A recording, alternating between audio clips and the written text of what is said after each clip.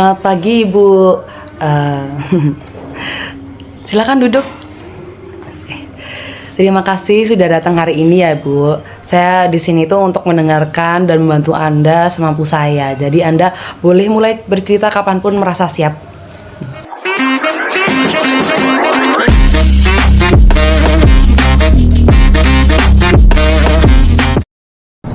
Ya, Dok. Ya, saya Ibu Naila, Dok. Jadi saya sebenarnya nggak yakin ini bakal ada gunanya sih, Dok. Jadi saya kesini juga karena suami saya maksa. Soalnya katanya dia pikir ini saya ini bermasalah, Dok. Saya kayak suami saya ini ngomel-ngomel terus kalau saya cerita tentang ini, kayak gitu, Dok. Oh gitu, saya paham. Kadang kita ini memang datang bukan karena ingin ya, tapi karena orang lain tuh peduli, Bu. Jadi tidak apa-apa. Jadi saya di sini tuh bukan untuk menghakimi Ibu, jadi hanya ingin mendengarkan. Jadi apa Ibu merasa akhir-akhir ini ada hal yang mengganggu pikiran Ibu? Iya, saya rasa semua orang di kantor saya ini berusaha menjatuhkan saya, Dok. Jadi mereka ini kayak pura-pura baik, padahal saya tahu ini mereka ngomongin saya di belakang. Saya tahu sendiri itu, Dok. Gitu ya, Bu. Itu pasti membuat Ibu merasa tidak nyaman ya? Apakah ini terjadi baru-baru ini atau udah lama gitu? Oh, udah lama, tapi makin kesini itu lama-lama makin jelas itu mereka. Mereka tuker-tukeran pesan, diem-diem ngeliatin saya. Jadi saya yakin itu mereka kayak bikin rencana gitu loh, Dok.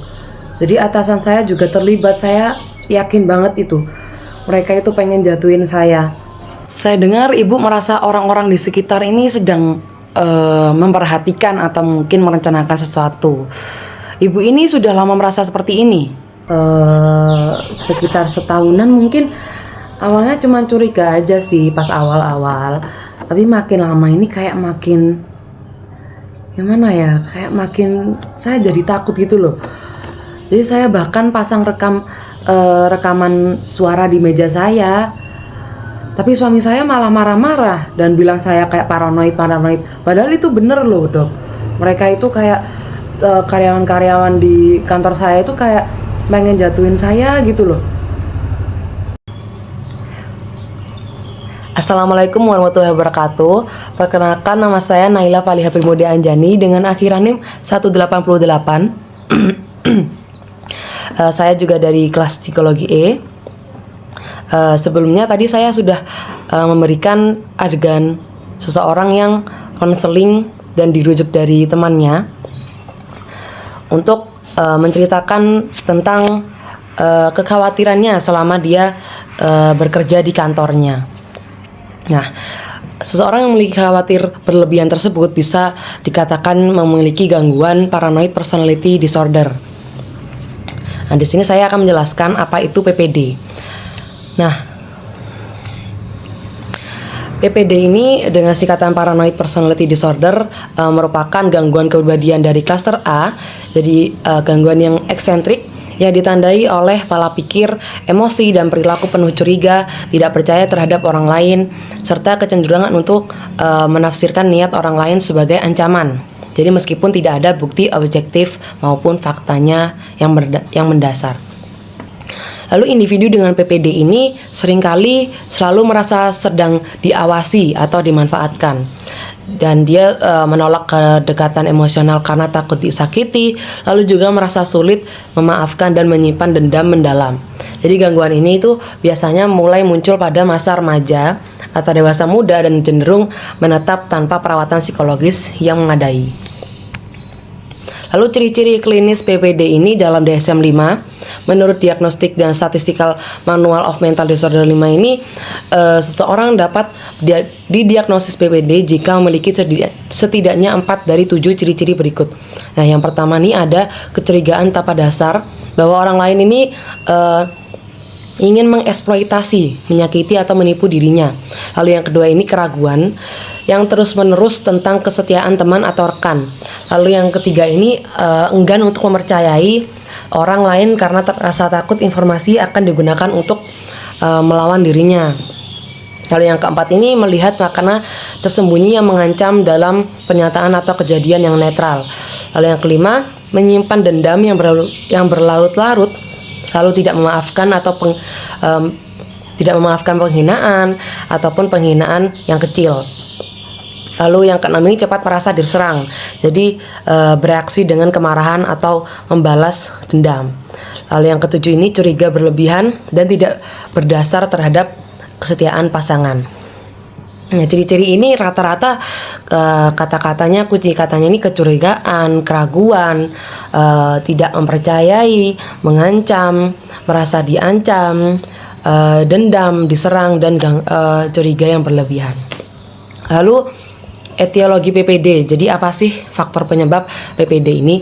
Ini saya ada 3. Yang pertama itu ada faktor biologis, jadi individu dengan riwayat keluarga penderita skizofrenia atau gangguan kepribadian lain memiliki resiko lebih tinggi mengalami PPD. Jadi disfungsi sistem dopamin jika berperan.